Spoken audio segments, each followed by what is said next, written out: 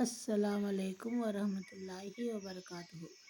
بسم اللہ الرحمن الرحیم۔ نبی کریم صلی اللہ علیہ وسلم کے سیرت کے حوالے سے آج ہم مکمل بائیکاٹ کے بارے میں جانیں گے۔ ظلم و ستم کا پیغام کا سنکلپ۔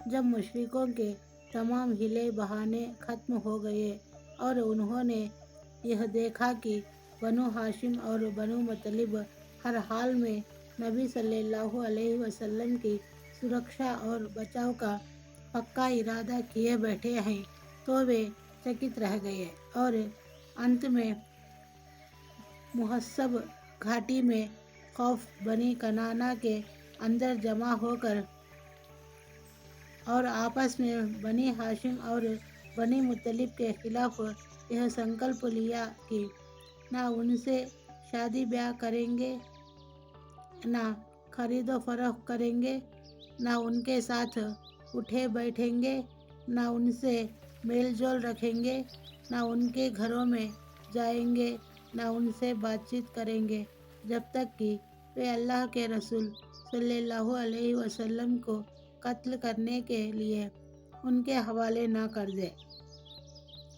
مشرکوں نے اس بائیکاٹ کی دستاویز کے طور پر ایک کاغذ لکھا جس میں اس بات کا سنکلپ لیا گیا تھا کہ وہ بنی ہاشم کی اور سے کبھی بھی کسی سمجھوتے کی بات نہ کریں گے، نہ ان کے ساتھ کسی طرح کی نرمی دکھائیں گے جب تک کہ وہ اللہ کے رسول صلی اللہ علیہ وسلم کو قتل کرنے کے لیے مشرکوں کے حوالے نہ کر دے۔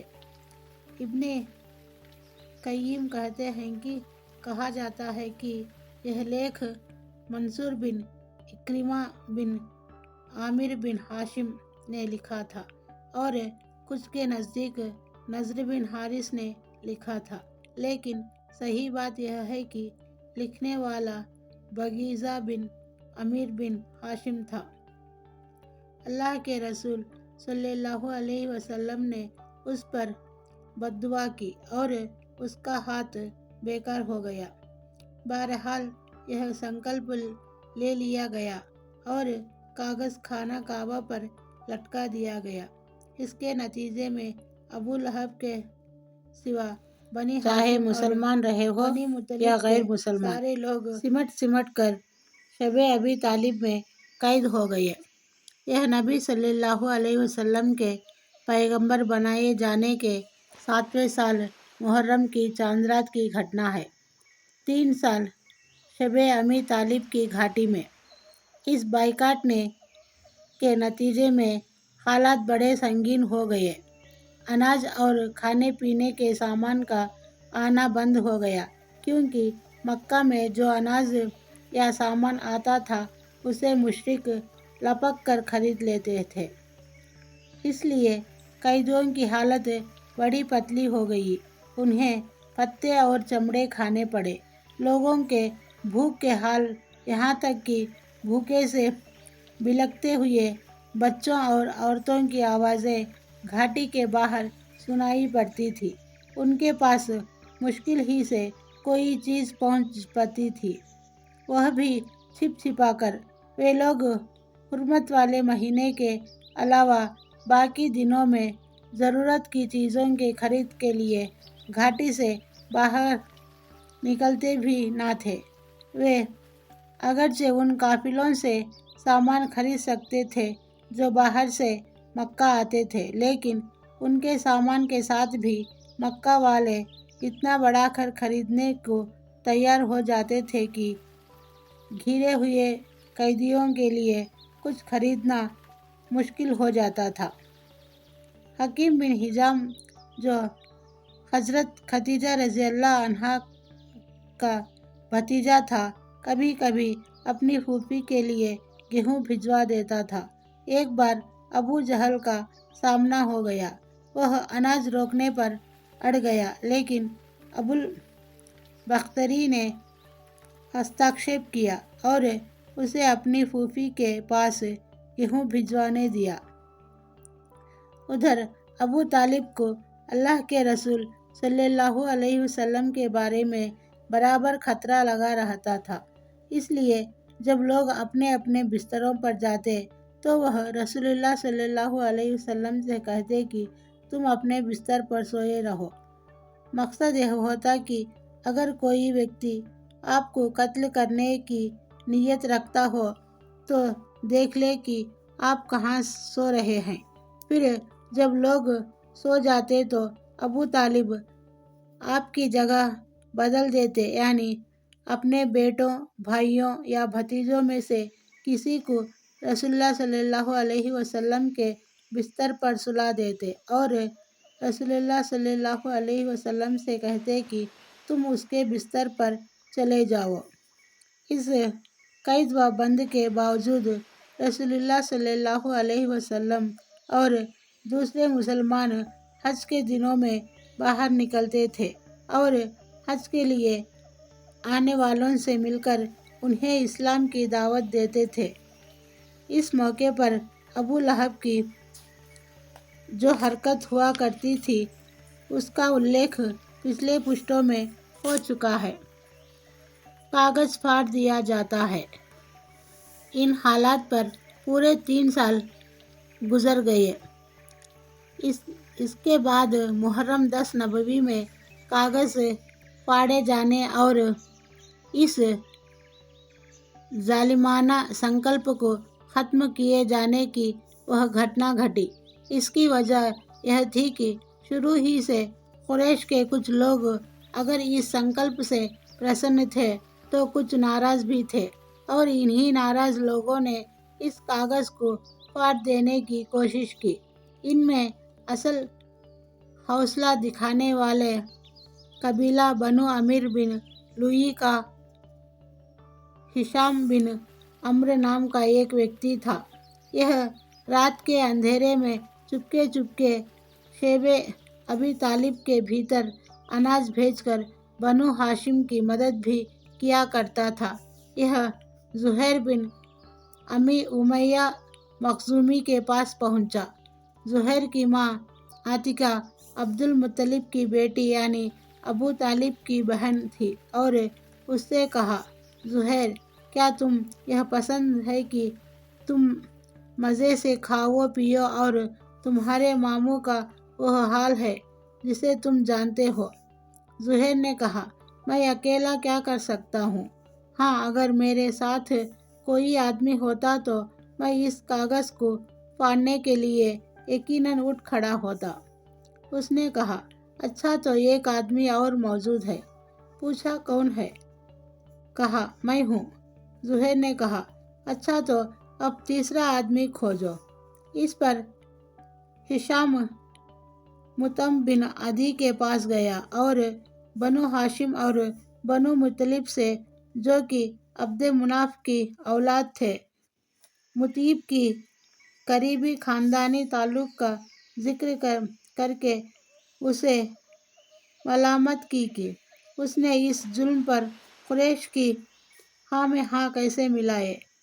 یاد رہے کہ مطعم بھی عبد مناف ہی کی نسل سے تھا۔ مطعم نے کہا، افسوس، میں اکیلا کیا کر سکتا ہوں۔ ہشام نے کہا، ایک آدمی اور موجود ہے۔ مطعم نے پوچھا، کون ہے؟ ہشام نے کہا، میں۔ مطعم نے کہا، اچھا ایک تیسرا آدمی کھوجو۔ ہشام نے کہا، یہ بھی کر چکا ہوں۔ پوچھا، وہ کون ہے؟ کہا، زہیر بن ابی امیہ۔ مطعم نے کہا، اچھا تو اب چوتھا آدمی کھوجو۔ اس پر ہشام بن عمرو ابو البختری بن ہشام کے پاس گیا اور اس سے بھی اسی طرح کی بات کی جیسے مطعم سے کی تھی۔ اس نے کہا، بھلا کوئی اس کی تائید بھی کرنے والا ہے؟ ہشام نے کہا، ہاں۔ پوچھا، کون؟ کہا، زہیر بن ابی امیہ، مطعم بن عدی اور میں۔ اس نے کہا، اچھا تو اب پانچواں آدمی ڈھونڈے۔ اس کے لیے ہشام جمعہ بن اسود بن مطلب بن اسد کے پاس گئے اور اس سے باتوں باتوں میں بنو ہاشم کی رشتہ داری اور ان کے حق یاد دلائے۔ اس نے کہا، بھلا جس کام کے لیے مجھے بلا رہے ہو اس سے کوئی اور بھی سہمت ہے؟ ہشام نے کہا، ہاں۔ میں سر ہلایا اور سب کے نام بتا دیے۔ اس کے بعد ان لوگوں نے زہون کے پاس جمع ہو کر یہ سنکلپ لیا کہ کاغذ پھاڑ دینا ہے۔ زہیر نے کہا، میں شروعات کروں گا، یعنی سب سے پہلے میں ہی زبان کھولوں گا۔ صبح ہوئی تو سب لوگ ہر دن کی طرح اپنی اپنی سبھاؤں میں پہنچے۔ زہیر بھی سج دھج کر پہنچا۔ پہلے بیت اللہ کے 7 چکر لگائے، پھر لوگوں کو سمبودھت کر کے بولا، مکہ والوں، کیا ہم کھانا کھائے، کپڑے پہنے اور بنی ہاشم تباہ و برباد ہو، نہ ان کے ہاتھ کچھ بیچا جائے نہ ان سے کچھ خریدا جائے؟ اللہ کی قسم میں بیٹھ نہیں سکتا یہاں تک کہ اس ظلم بھرے اور رشتہ داریوں کے توڑنے والے کاغذ کو پھاڑ دیا جائے۔ ابو جہل، جو مسجد حرام کے ایک کونے میں موجود تھا، بولا، تم غلط کہتے ہو، خدا کی قسم اسے پھاڑا نہیں جا سکتا۔ اس پر جمع بن اسود نے کہا، خدا کی قسم تم غلط کہتے ہو، جب یہ کاغذ لکھا گیا تھا تب بھی ہم اس سے راضی نہ تھے۔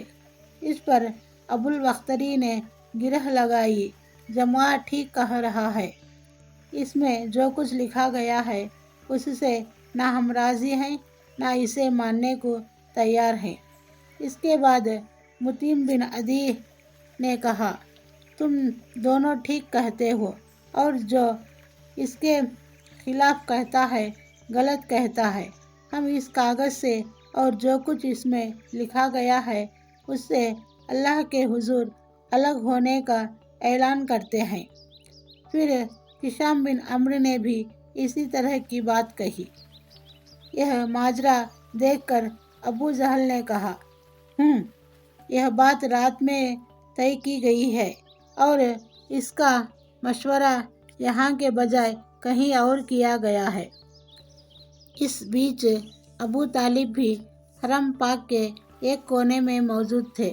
ان کے آنے کی وجہ یہ تھی کہ اللہ نے رسول اللہ صلی اللہ علیہ وسلم کو اس کاغذ کے بارے میں یہ خبر دی کہ اس پر اللہ نے کیڑے بھیج دیے ہیں، جنہوں نے ظلم و ستم اور ناطے داری کے کاٹنے کی ساری باتیں چٹ کر لی ہے اور صرف اللہ کا نام باقی چھوڑا ہے۔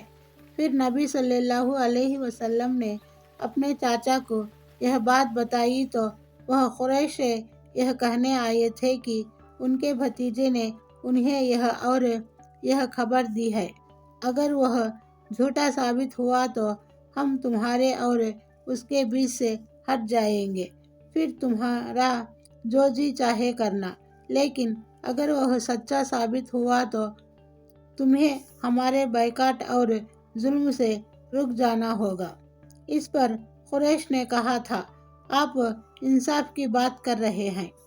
ادھر ابو جہل اور باقی لوگوں کی نوک جھوک ختم ہوئی تو مطعم بن عدی کاغذ پھاڑنے کے لیے اٹھا۔ کیا دیکھتا ہے کہ واقعی کیڑوں نے اس کا صفایا کر دیا ہے۔ صرف بسمک اللہم باقی رہ گیا ہے اور جہاں جہاں اللہ کا نام تھا وہ بچا ہے۔